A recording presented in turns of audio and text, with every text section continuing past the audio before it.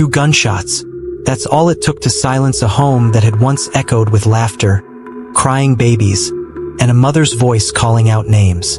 Sofia Bello never made it past 19. That night, she was found bleeding out on her living room floor, less than 3 feet from where her newborn twins lay crying in a bassinet. She didn't scream. She didn't run. She had no time. No one expected this. Not so soon after a birth, not while baby bottles still sat half-filled on the counter. Her 2 oldest kids were asleep in the next room. They woke to sirens and flashlights sweeping across their faces. 1 house, for children, 1 body. It wasn't a robbery. There was no sign of forced entry. No missing valuables. This wasn't random. The people who knew her best didn't ask, "What happened?" They already knew. Sofia had tried to hold everything together. 4 kids, a volatile partner, no real support. But she was slipping, and no one stepped in before it snapped. Tonight, her name joins a long list of young women lost to the kind of violence that never starts with bullets. It starts with control, with silence, with isolation. Before we walk through what went so terribly wrong, ask yourself, if someone close to you was suffering, would you recognize the signs? Or would you realize it only after the door's been kicked in? Word spread fast. Faster than anyone was ready for. Within an hour, the front yard was lit up like a crime scene from a movie. Flashing lights, officers behind marked tape, neighbors frozen on porches, eyes wide but voices low. A few dared to step closer, whispering names, pointing fingers. Others kept their distance, holding their kids a little tighter, locking their doors a little earlier. Inside, officers documented everything.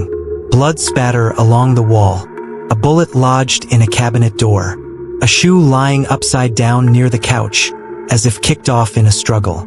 The twins had been taken out first, still crying, their faces red, their bodies wrapped in hospital blankets. Sofia hadn't even had time to wash. 1 officer choked back tears. Another asked quietly, "Where are the other 2?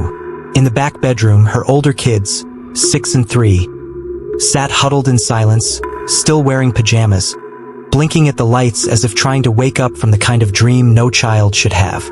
They were motherless before sunrise. Outside, someone from the crowd spoke what everyone else had been thinking. Draco. That name carried weight. Anger, fear, regret. He'd been at the center of too many close calls. Fights in parking lots, broken windows, nights where Sofia showed up with sunglasses after dark. People talked, but no one pressed. No one wanted trouble. Now trouble had kicked in the front door, and left with everything. By midnight, the suspect's name was already moving through the police scanner. Draco Collins, 26 years old. Known to local law enforcement. No prior convictions, but plenty of warnings. Reports of shouting matches. A broken lock here, a bruise there. Pieces of a puzzle no one wanted to finish until now. What made this case different wasn't just the victim. It was the timing. 3 days earlier, Sofia had delivered twins. She was supposed to be resting, healing, bonding.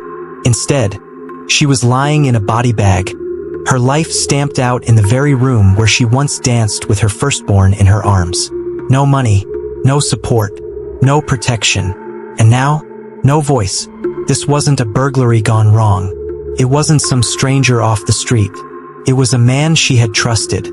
A man who smiled in family photos. A man who had once called her his entire world. The same man who allegedly pulled the trigger. What led up to that moment? What warning signs did people ignore? What systems failed her? And how many more like her are slipping through those same cracks? Before we walk through the hours, days, and choices that led to Sofia's final night, ask yourself this. How many people are out there, pretending to be okay, hoping someone notices, before it's too late? Sofia Bello was born into struggle. Not the kind that came with headlines or statistics, but the quiet kind. The kind that builds over time, unseen by most but felt every day. Her mother, Mariana, worked double shifts at a neighborhood laundromat. Rent came first, food came second, and everything else had to wait. There were no vacations, no safety nets, just survival. Still, there was love in that home. Worn-out furniture, chipped walls, hand-me-downs. but also laughter, bedtime stories, and a mother who tried her best with what little she had. From a young age, Sophia learned to help.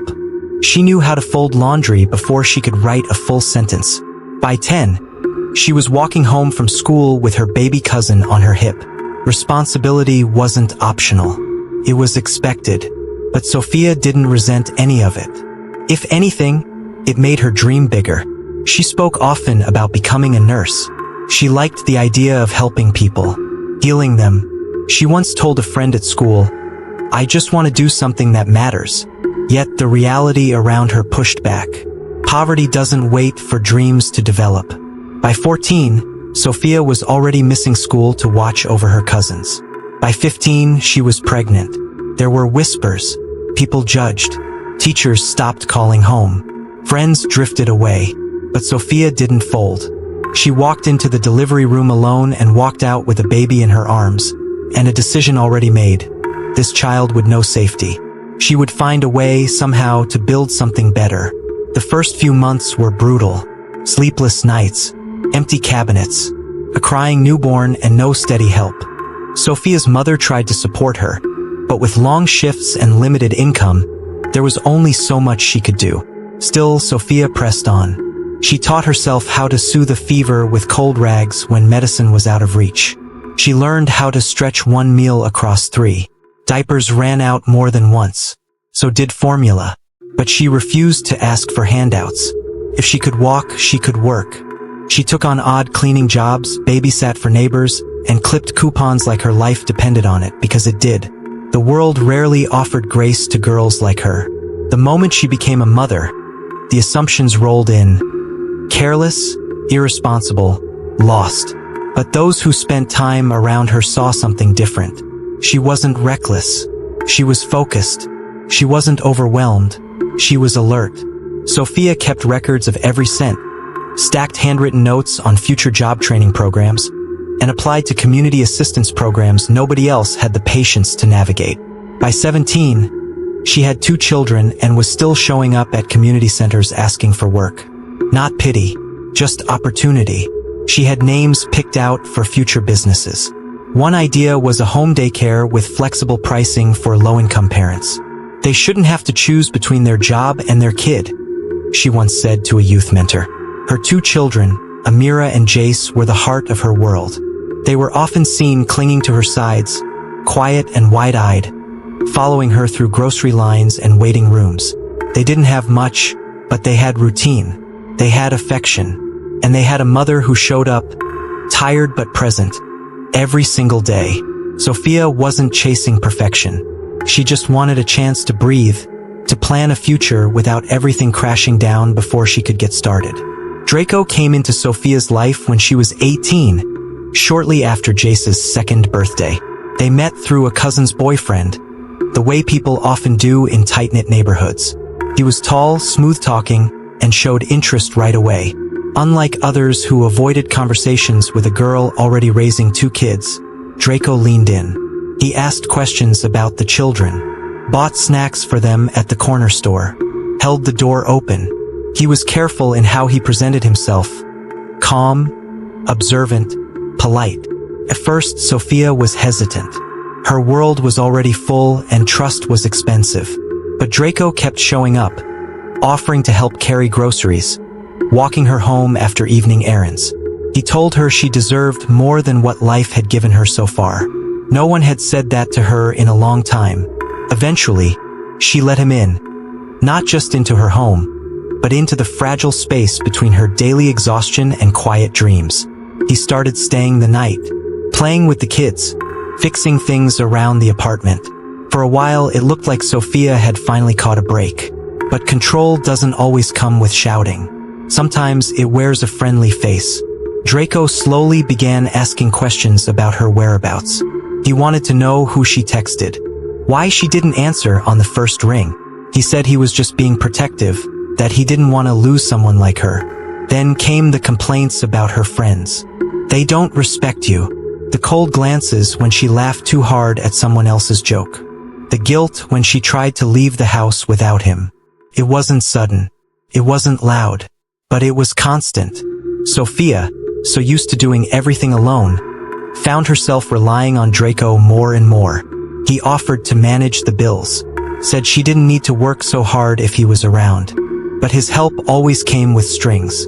He needed her to depend on him. That's how he stayed in control. First, she made excuses, told herself he was just protective, just hurt from his past. But over time, the cracks widened. Fewer smiles, more tension, less freedom, more fear. The warmth she had once felt with him faded, replaced by a cold she didn't always admit to, even to herself. Draco Collins had a way of pulling people in. He could be charming without effort, offering help to strangers, cracking jokes at the right moment, and carrying himself with a confidence that masked everything he didn't want others to see. To most, he came across as someone trying to turn his life around. But the truth ran deeper than he let on. His childhood had been fragmented. Raised between relatives, often passed from one household to the next, Draco lacked consistency. His father was absent. His mother was in and out of his life. The only constants were uncertainty and resentment. By the time he reached his early 20s, Draco had mastered the art of survival. He'd worked at warehouses, delivery gigs, even tried construction, but nothing ever lasted. Something always set him off. A coworker's comment, a missed paycheck, a misunderstanding he couldn't let go of. When he met Sophia, he told her he was looking for stability. He said he wanted a real family, that he was tired of starting over. For a young woman who had carried her world alone for years, those words held weight. At first, Draco kept his temper in check. He helped with the kids, took them to the corner store, brought groceries home when he had the cash. He told Sophia she was strong, that he respected her, that he'd never leave like others had. But the compliments came with expectations. He wanted to be the center of her world. That meant fewer visits from friends, shorter calls with her mother, no old contacts in her phone. If she questioned his mood swings, he accused her of overreacting. When she asked where he'd been, he flipped it back on her. "Why don't you trust me?" When she got tired of explaining herself, he said, "You're acting like I'm the enemy." He didn't raise his voice often, but when he did, the kids fell silent. And Sophia? She always backed down. She thought it was love, or at least something close to it. People around Sophia noticed the shift long before she said anything. Her friends saw less of her. She stopped showing up to group events. Phone calls went unanswered. When they finally did reach her, she was guarded, smiling but distant, always saying she was just tired. Some pushed. One friend even asked her directly, "Is everything okay with you and Draco?" Sophia paused, then laughed it off. "He's just stressed. It's nothing." But it wasn't nothing. By then, Draco had started losing work again. A part-time security job had ended after he cursed out a supervisor. He blamed the system, said people didn't like men who spoke their mind. He sulked at home for days, glued to his phone, while Sophia handled the kids and the bills.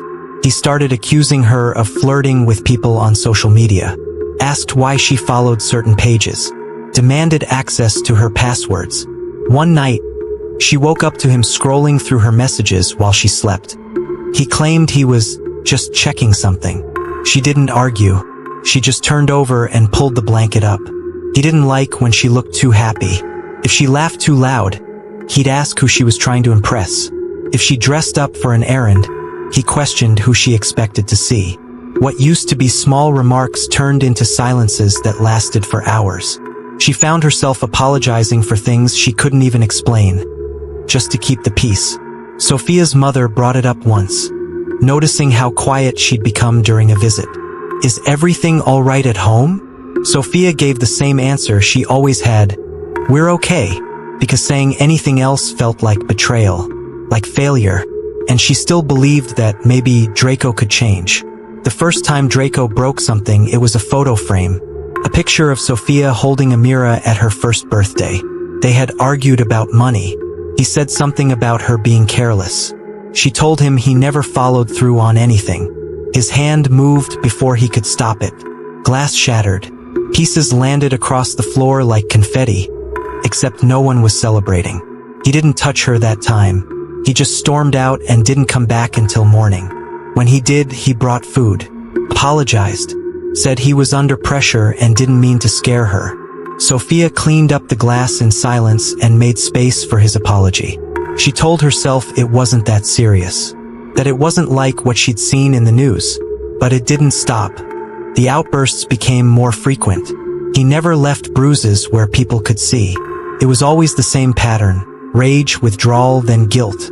Sometimes he cried afterward, told her he'd be lost without her, that no one else understood him, that she was the only good thing in his life. And part of her believed it, because in between the chaos, there were still moments. He played with the kids. He cooked dinner once in a while. He talked about building a future. He even said he wanted another child, something that belonged to both of them. Sophia clung to those moments, even as the cost of keeping them grew higher. When she finally told a friend what had been happening, it wasn't out of fear. It was out of exhaustion. "It's not like he hits me every day," she whispered. "He's just struggling." But struggle doesn't justify silence. It doesn't excuse the control, or the fear, or the damage done behind closed doors. Do you know someone who hides their pain behind a smile? Share this video to break the silence. You never know who's waiting for someone to ask. Sophia gave birth to the twins in the early hours of a Tuesday morning. It wasn't an easy delivery. Complications pushed her into an emergency C-section. She spent over 8 hours under close observation, her body bruised and exhausted. But when she saw them, tiny, swaddled, and fragile, she cried. Not from pain, from relief, from hope. She named them Elijah and Liana. 2 new lives, 2 reasons to try harder, even when she had nothing left to give. She expected Draco to show up with flowers, a warm smile, maybe even tears. But when he arrived at the hospital, he didn't look at her the same way. He held the babies stiffly, said they looked nothing like him, questioned the dates. Sophia brushed it off at first, chalked it up to stress. Maybe he was nervous. Maybe he just needed time to adjust. But that coldness didn't go away. He came by once more before she was discharged, but didn't stay long. He said the nurses were watching him too closely. Said Sophia was acting strange around them. Said someone must have told her something. She didn't argue. She didn't have the energy. Her stomach was still stitched. Her arms were sore from holding both babies at once. She just wanted to get home, get settled, and believe that things would return to normal. But Draco wasn't thinking about normal. He was thinking about control. By the second week home, Draco had turned suspicion into obsession. He started picking up her phone without asking, scrolled through her call history, demanded she explain every message, even ones from her cousin. He accused her of deleting conversations to hide things, said she'd changed since giving birth, like she had something to be ashamed of. First, he just asked questions. Then he started setting traps. He called her while he was outside, waited to see how long it took her to pick up. He walked into rooms without warning, checked if her phone was face down, questioned why she locked it. When Sophia began sleeping in the kids' room some nights, blaming it on the twins needing attention, he accused her of trying to avoid him. When she tried to cook without his help, he told her she didn't appreciate what he did for the family. Nothing she said calmed him. Every conversation twisted into interrogation. Once, he found a social media message from a former classmate, a harmless check-in. Draco exploded, not with fists, but with threats. Cold words meant to frighten. He didn't yell. He didn't scream. He said it quietly like a vow. Let that man show up at this door. See what happens. After that, Sophia started deleting her apps. She said it was to save space on her phone. But deep down, she knew it was about safety. Still, she wasn't ready to leave. Not yet. Instead, she began talking to an old friend on a borrowed phone. Just in case. She didn't tell her everything.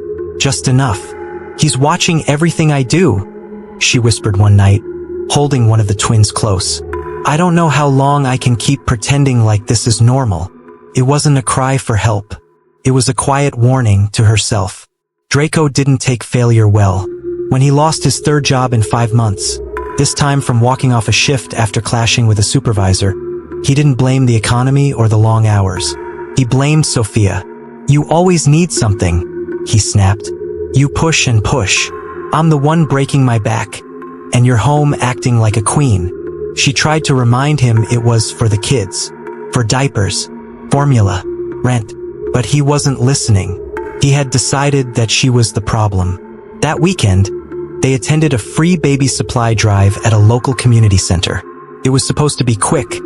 Pick up a box of essentials, speak with a caseworker, leave. But someone smiled at Sophia, a volunteer, polite, brief. Draco saw it from across the room. His hands clenched. His voice cut through the hallway. "You like that attention? Is that what you want?" The room fell silent. People turned. A staff member stepped in, tried to de-escalate. Draco shoved a clipboard off a table and stormed out, muttering under his breath. Sophia followed, cheeks burning, embarrassed, shaken, but not surprised. Later that day, she spoke to the same friend she'd been confiding in. Her voice was calm but hollow. "He told me if I ever leave him, he'd rather kill me than let me go." The words hung in the air, sharp and final. The friend begged her to go to the police to stay with family. Sophia promised she'd think about it. Promised she'd be careful. But promises can't stop a bullet. It was a Friday. Sophia had barely slept. The twins had been up most of the night, one teething, the other with colic. Her body ached. Her thoughts were scattered. But she moved through the house like she always did. Methodical, quiet, determined. Bottles lined the counter. The television played a kids' show in the background. More noise than entertainment. Her older two children, still in pajamas, sat cross-legged on the floor, half watching, half dozing. She wore an oversized t-shirt, her hair tied back loosely. There was no time to care about appearances anymore. Her only focus was survival. Keep the kids fed. Keep them calm. Keep moving. She texted her friend a photo of Elijah sleeping on her chest. It came with a short caption. "He's finally out. Maybe I can nap too." She never got the chance. Sometime after 4 p.m., Draco came home. He didn't knock. He never did. He used the spare key Sophia had stopped asking for back. The moment he walked in, the room changed. Not loudly, just different. He didn't speak right away. Just stood there, taking in the scene, the children, the clutter, Sophia holding Liana. His eyes lingered longer than usual. His stare fixed. No hello. No question. No smile. Sophia looked up, instinctively cautious. "You good?" Draco didn't answer. He stepped inside and closed the door behind him. She stood, adjusting the baby in her arms. "What's going on?" she asked. Still no reply. He wasn't yelling. He wasn't pacing. He was calm. Too calm. Sophia's breath shortened. Her mind raced. She knew that look. It meant something was coming. She just didn't know what. Draco dropped his bag near the door. He walked past the twins without a glance. Past the older kids on the floor. He went straight to the kitchen, opened the fridge, stared inside for a few seconds, then slammed it shut. Still no words. Sophia set Liana down in her crib and followed him. "What's wrong with you?" He finally looked at her. His voice was low, controlled. "You think I'm stupid?" She frowned. "What?" He pulled out his phone, threw it on the table. "Who's Terrence?" Sophia blinked. "Terrence? From church? He helped carry the stroller last week." "That's it. Don't lie to me." "I'm not lying. You think I didn't see those messages?" "There were no messages. You're making something out of nothing." He moved closer. "You think I'm gonna just let you run around making me look like a fool?" Sophia glanced toward the kids. Her voice dropped. "Keep your voice down." But it was too late. The tension had already filled the room. From next door, a neighbor paused their music. The walls were thin. Everyone on that street knew that house had problems. They just never knew how badly. Inside, Sophia stood still, her hands at her sides. She didn't raise her voice, didn't push back. She'd learned that shouting only made things worse. "I haven't done anything," she said. "If you don't believe me, That's your choice. But the kids are here. Don't do this. Draco's jaw clenched.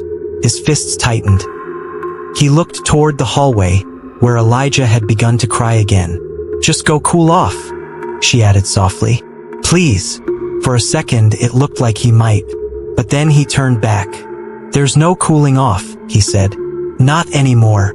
From outside, a voice called out faintly. Everything all right in there? No answer. Just silence. Then the sound of a drawer opening. The sound came fast. A single shot. Muffled but sharp. Then another, louder, closer. Two booms that snapped the street into silence. Screams followed. Not from Sophia. From the children. A neighbor 2 doors down called 911. There's yelling, and now shots. 1475 Maple. Kids are inside. Please hurry. Dispatch units were already nearby. Within minutes, red and blue lights flooded the street. The small house looked still from the outside. No movement. No voices. Just the faint sound of babies crying. Officers entered through the front, weapons drawn. They found chaos. A broken dish on the floor. A dining chair knocked over. A baby blanket, half draped across the hallway. Sophia lay on her side near the living room entrance, blood pooling beneath her.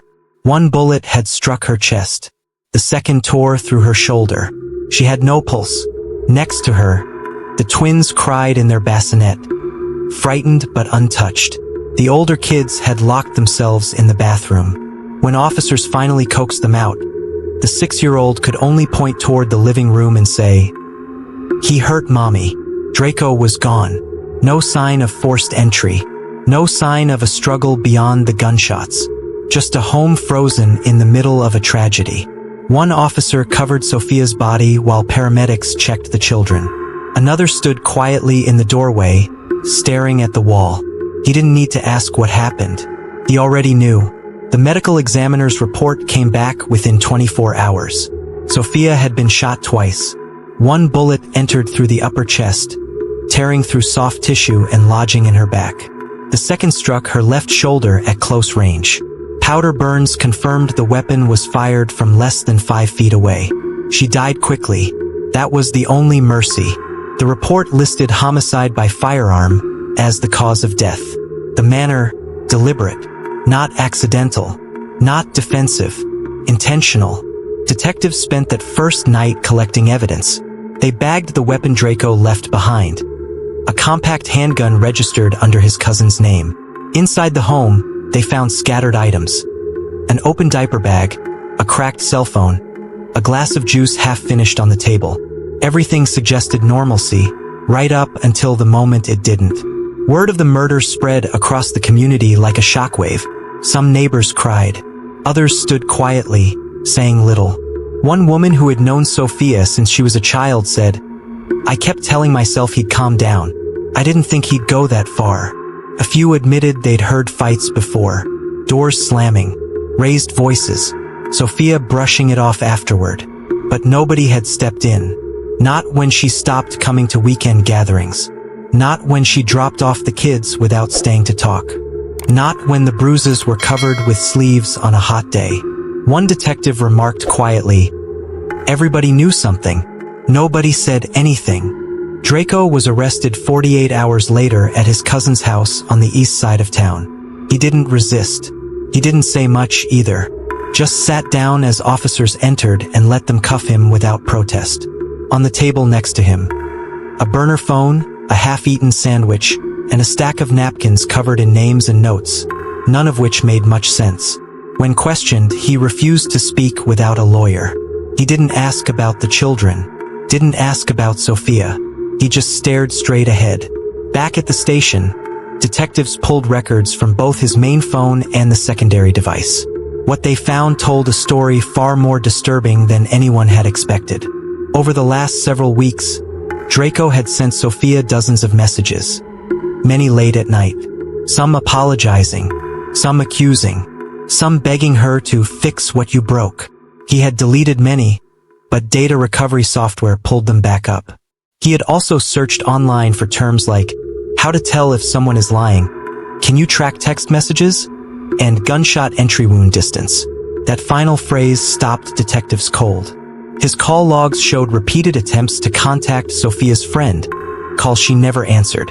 When she changed her number, he began calling other people they both knew, asking where she was, if she'd been with anyone, and if she'd said anything about him.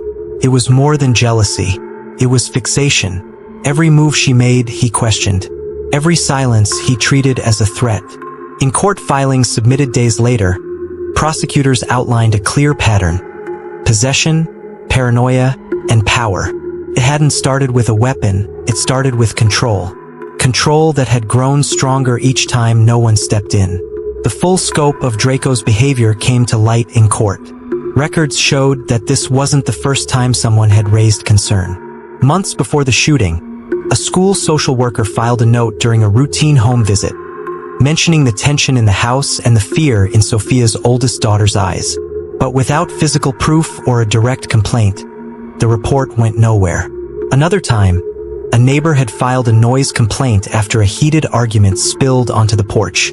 Officers responded, knocked, and left after Draco answered the door calmly and said everything was under control. There was no follow-up. The most damning document came from an emergency clinic. Sophia had visited after experiencing sharp pain in her ribs. She told the nurse she slipped on a wet floor. The nurse asked twice if she was sure. Sophia nodded both times. She never came back for the follow-up. Courtroom files included these red flags, paper trails that hinted at a dangerous pattern but never resulted in intervention. The prosecutor didn't just build a case around the shooting. They built it around the silence, the pauses, the missed calls, the ignored instincts. In statements delivered by the prosecution, they described Draco's control not as sudden, but as steady, enforced through fear, manipulation, and emotional exhaustion. They argued that every sign was present. What was missing was response. After the hearing, one of the detectives spoke quietly to reporters. She was surrounded by people who saw enough to worry, but not enough to act. Draco Collins entered the courtroom in silence. He wore a gray jumpsuit, eyes down, wrists cuffed. No expression, no visible remorse. His attorney stood beside him and entered a plea of not guilty to second-degree murder. The courtroom didn't react, at least not out loud. But those who had followed the case closely exchanged glances. Not guilty. The defense claimed Draco had suffered a psychological break. That the pressure of unemployment, fatherhood, and financial instability had compounded into a mental collapse. They described him as a man overwhelmed by expectation, fear, and helplessness. He acted impulsively, his lawyer said. This was not the act of a cold-blooded killer.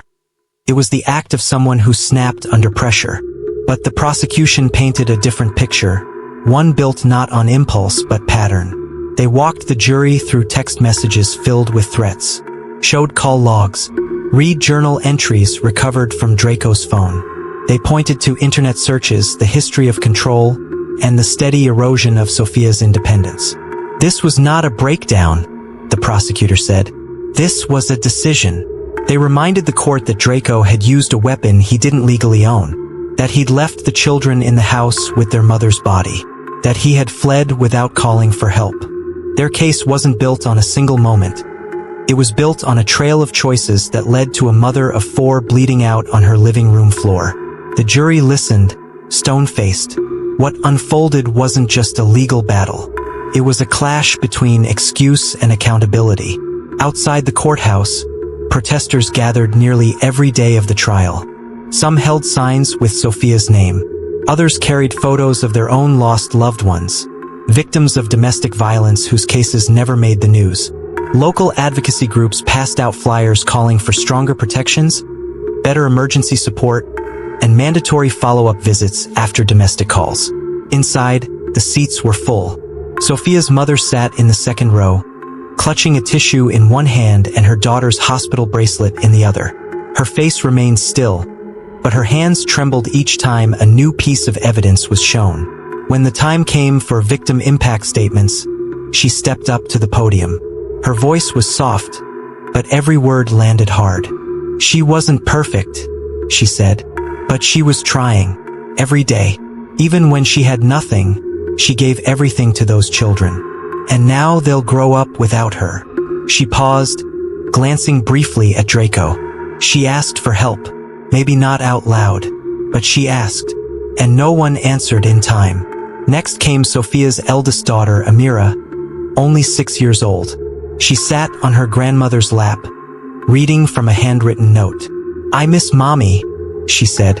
"I want to talk to her again. I don't understand why she's gone." The room fell silent. The judge looked down, briefly covering his mouth. When the jury returned with the verdict, there was no delay. Guilty. Second-degree murder. Intentional, without premeditation. The judge called it an act of calculated rage and sentenced Draco to life in prison without parole. He showed no reaction. As he was let out, Sophia's mother leaned forward and whispered something. No one could hear it. She didn't repeat it. She just closed her eyes and held her granddaughter close. The trial was over, but the grief was not. Outside, as news cameras rolled and reporters pushed microphones toward grieving family members, one protester held up a sign that read, "It should not take a coffin to get people to care." The day after the sentencing, the children were moved into temporary custody with their maternal grandmother. It was a 2-bedroom apartment with peeling walls and a leaking faucet, but it was safer than where they'd come from. The twins were still too young to process what had happened. Jace, barely 3, cried often and slept little. But it was Amira, 6 years old, eyes older than her age, who held things together. She learned quickly how to mix formula for her baby siblings. She kept Jace distracted during intake visits. When a social worker asked her how she was feeling, she didn't cry. She asked if she could take the twins' medical forms home to help fill them out. She stopped asking about her mother after the first month. Her grandmother said, "It's like she's trying to be the adult now," and in many ways she was. With support from local agencies, the family was able to stay together, though the challenges were constant. Donations came in through a verified GoFundMe started by a neighbor. Volunteers dropped off diapers, clothing, and school supplies. A retired teacher began tutoring Amira twice a week after school. The help didn't erase the pain, but it eased the pressure. Amira became known in her community, not just as the girl who lost her mother, but as the girl who stepped up. Quietly, without fanfare, a child who never asked for this role, but took it on anyway. And that's what made people pay attention. Not just to the tragedy, but to the responsibility that landed on a 6-year-old's shoulders because a system failed to protect her mother. In the weeks following Sophia's death, the pain remained heavy, but grief began to turn into movement. Local women's shelters saw a rise in walk-ins. More people started reporting concerns about loud arguments and suspected abuse. Quiet fear had been replaced by a shared sense of urgency. A grassroots campaign formed in Sophia's name. At first, it was just a group of residents meeting once a week in a borrowed church basement. But it grew fast. They called it Sophia's Watch. The mission was clear: prevent another tragedy by acting earlier, through awareness, training, and accountability. They partnered with shelters, clinics, and schools. Teachers were trained to recognize early warning signs not just in children, but in the parents who dropped them off.